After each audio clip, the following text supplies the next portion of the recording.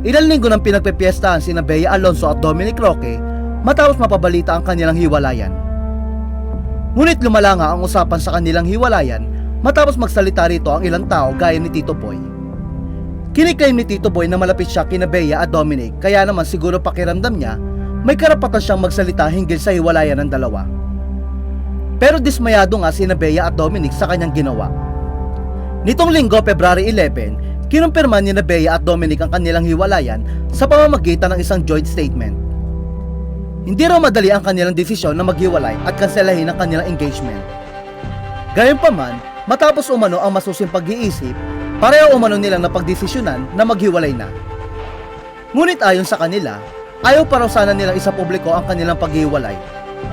Dahil gusto nila magkaroon pa ng mas maraming panahon upang maingat na pag-isipan at ipanalangin ito. Ngunit marami raw mga haka-haka, tanong at mga insulto ang lumabas. Kaya naman, minabuti nilang magsalita na para sa ikakatahimik ng kanilang isipan at mga pamilya.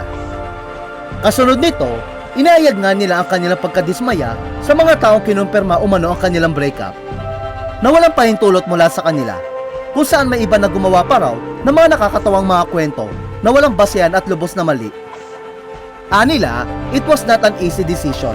We wanted to have more time to carefully deliberate and pray about it. But there have been many speculation, question, and insult. Unfortunately, some even confirmed our breakup without our consent.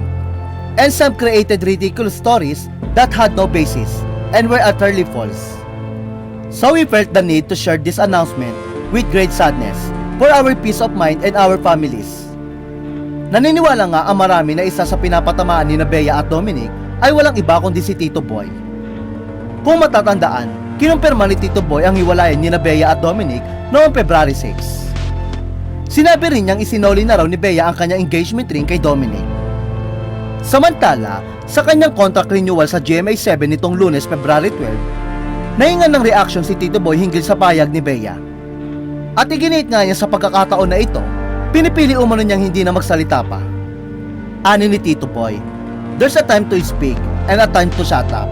Right at this moment, I'm choosing to shut up, but not for long.